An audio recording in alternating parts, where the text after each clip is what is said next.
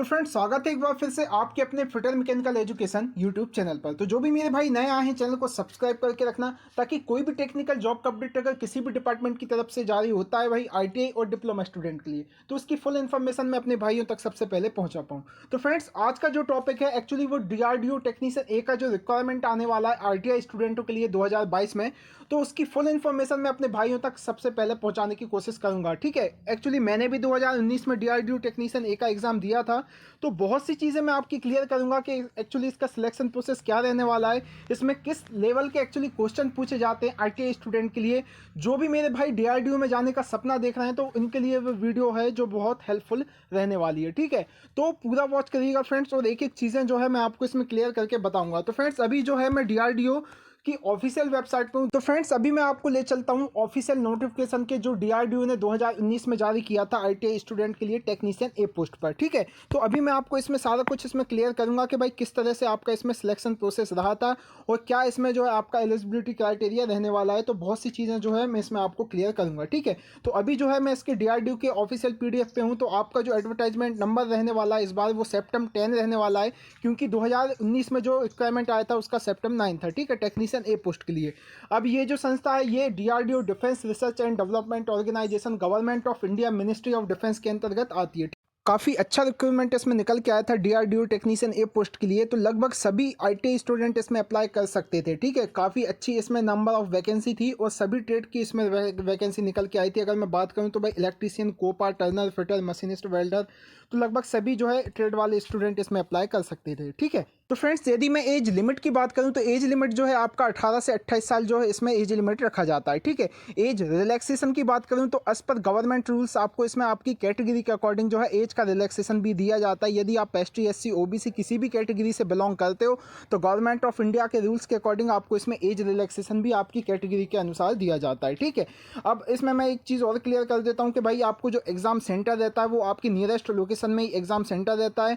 ठीक है, आपको कहीं दूर नहीं जाना पड़ेगा, आपको नियरेस्ट लोकेशन में ही जो है आपका एग्जामिनेशन सेंटर रहेगा। 2019 में लगभग 43 एग्जाम सिटीज़ में आपके एग्जाम सेंटर रहे थे। ठीक है, तो आपको इतना टेंशन लेने की ज़रूरत नहीं है कि आपको कहीं दूर एग्जाम देने जाना पड़ेगा। ठीक है, अब इसमें मेन पॉइंट पे आते हैं भाई अपन सिलेबस पे। ठीक है, एक्चुअली इसका सिलेबस क्या रहता है, क्या सारा कुछ इसमें क्लियर रहता है। ठीक है, तो अभी अगर मैं बात करूं तो इसका जो फर्स्ट पेपर होता है वो ए और बी पार्ट में बटा होता है। ठीक है, अब ए पार्ट की बात करूं तो ए पार्ट में आपका आता है भाई नॉन टेक्निकल और बी पार्ट में आता है आपका टेक्निकल। ठीक है, आपके टोटल नंबर ऑफ क्वेश्चन इसमें 150 होते हैं। ठीक है, अब अगर मैं इसमें बात करूं तो आपके जो 50 क्वेश्चन आते हैं, ठीक है, वो आपके नॉन टेक्निकल होते हैं, जिसमें आपका आता है भाई जनरल एप्टीट्यूड, जनरल इंटेलिजेंस, ठीक है, reasoning, general awareness, normal English, basics है ना, और इसमें आती है जनरल साइंस। ठीक है, जो आपकी 10th लेवल की होती है, ज़्यादा हार्ड जो है इसमें नहीं पूछा जाता। ठीक है, अगर मैं बात करूँ तो मैथ्स भी इतनी हाई लेवल की नहीं आती, नॉर्मल आती है, बेसिक। ठीक है, तो ये जो है आपका 50 नंबर का इसमें नॉन टेक्निकल आता है जो कि ए पार्ट में रहता है। और अब अगर मैं इसमें बात करूं तो भाई आपका बी पार्ट जो होता है वो ऑल टोटल टेक्निकल होता है। आपने जिस ट्रेड से भी अप्लाई किया, चाहे इलेक्ट्रीशियन हो, चाहे फिटर हो, चाहे टर्नर हो, चाहे वेल्डर हो, चाहे मशीनिस्ट हो, ठीक है, तो उसमें जो है आपका ट्रेड थ्योरी आता है जो आपका 100 मार्क्स का रहता है। ठीक है, जो बी सेक्शन में आपका होता है। ठीक है, तो आपका अगर ट्रेड थ्योरी स्ट्रांग है, ठीक है, आपका टेक्निकल यदि स्ट्रांग है तो आराम से जो है आप इसमें क्लियर कर सकते हो सारी चीज़ें। ठीक है, तो पहली बात यह है कि भाई आपको अपना टेक्निकल स्ट्रांग रखना है, क्योंकि इसमें टेक्निकल ही 100 नंबर का आता है। अगर इसमें टाइम ड्यूरेशन की बात करूँ तो भाई इसमें 150 क्वेश्चन के लिए आपका जो टाइम ड्यूरेशन रहता है वो 2 आवर्स रहता है, मतलब 120 मिनट, मतलब एक क्वेश्चन के लिए आपको भाई पूरा 1 मिनट भी नहीं मिल रहा। तो इससे पता चलता है कि भाई क्वेश्चन का लेवल एक्चुअली क्या होता है। ठीक है, टाइम ड्यूरेशन के अकॉर्डिंग ही हमको ये पता चलता है कि क्वेश्चन हमारे किस लेवल के आएंगे एक्चुअली। ठीक है, तो ये चीज़ मैंने आपको क्लियर कर दी। बाकी आपको मेन चीज़ है आपका टेक्निकल स्ट्रॉन्ग रखना है। ठीक है, टेक्निकल आपका अगर स्ट्रॉन्ग है तो आप इसमें आराम से क्लियर जो है फाइट कर सकते हो, कहीं ना कहीं आप जो है उस कट ऑफ को टच कर दोगे। ठीक है, ये चीज़ मैं आपको क्लियर कर देता हूँ।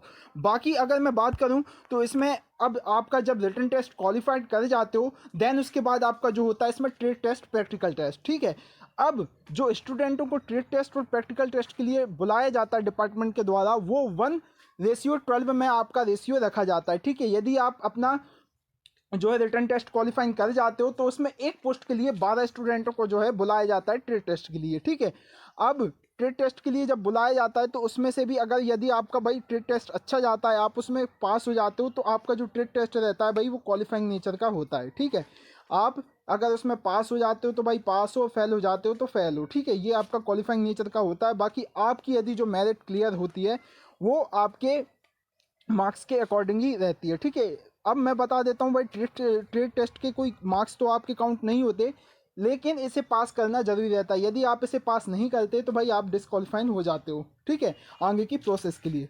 तो ट्रेड टेस्ट होता है भाई, ट्रेड टेस्ट आपका क्वालिफाइंग नेचर का होता है। बाकी अगर मैं बात करूं तो यदि आपका ट्रेड टेस्ट अच्छा जाता है, ठीक है, तब भी आपकी जो मेरिट बनेगी वो आपके रिटन टेस्ट के अकॉर्डिंग ही बनेगी, ठीक है। आपका रिटन टेस्ट देखा जाएगा, उसमें आपके कितने मार्क्स हैं, देन उसके बाद आपको डीआरडीओ टेक्नीशियन ए पोस्ट के लिए क्वालिफाई किया जाएगा आगे की प्रोसेस के लिए, ठीक है। तो अभी मैं इसमें क्लियर कर देता हूँ। और एक चीज़ और, इसमें कोई भी नो नेगेटिव मार्किंग होती है भाई, इसमें कोई भी नेगेटिव मार्किंग नहीं होती, ठीक है। यदि आप डर रहे हो कि इसमें नेगेटिव मार्किंग होती है तो 2019 के अकॉर्डिंग तो इसमें कोई भी नेगेटिव मार्किंग नहीं थी, ठीक है। ये चीज़ मैंने आपको क्लियर कर दी है। बाकी आपको टेक्निकल इसमें मैंने बता दिया भाई, 100 मार्क्स का आपका टेक्निकल आता है और 50 मार्क्स का आपका नॉन टेक्निकल आता है। और हर चीज़ इसमें बेसिक रहती है, क्योंकि टाइम ड्यूरेशन के अकॉर्डिंग अगर हम बात करें तो इसमें जो है हर चीज़ बेसिक रहती है। क्योंकि अगर स्टूडेंट को 150 क्वेश्चन देंगे भाई 120 मिनट में, तो वो कभी जो है इसको सॉल्व नहीं कर पाएगा। इसलिए जो है इसमें सारा कुछ बेसिक आता है, तो इतनी डरने की बात नहीं है। बाकी आपको टेक्निकल जो है अपना लेवल अच्छा करके जाना है, कहीं ना कहीं आपको टेक्निकल को टच करना है, ठीक है। अगर आप टेक्निकल में रह जाते हो तो भाई कहीं ना कहीं आप जो है कट ऑफ को जो है फाइट नहीं कर पाओगे सही से, ठीक है। तो फ्रेंड्स एक चीज़ और मैं आपसे क्लियर करना चाहता हूँ अपने भाइयों के लिए कि एक्चुअली कब तक जो है डीआरडीओ टेक्नीशियन ए का रिक्रूटमेंट देखने मिल सकता है, ठीक है। तो अभी जिस तरह से सिचुएशन चल रही है भाई लॉकडाउन की और कोविड की, तो अभी बहुत से एग्जाम्स पोस्टपोन्ड हो रहे हैं। आप जानते हैं भाई इसरो आईपीआरसी ने भी अपना एग्जाम पोस्टपोन कर दिया है। तो इन सिचुएशन को देखते हुए भाई अभी तो कुछ कहा नहीं जा सकता, ना मैं आपसे कुछ कह सकता हूँ ना आप मुझे कुछ बता सकते हो, ठीक है। जब तक डिपार्टमेंट की तरफ से कोई ऑफिशियल अपडेट नहीं आ जाता तब तक अपन ये चीज़ क्लियर नहीं कर सकते। हाँ बाकी ये तो क्लियर है कि भाई 2022 में डीआरडीओ टेक्नीशियन ए पोस्ट के लिए रिक्वायरमेंट आना तय है, ठीक है।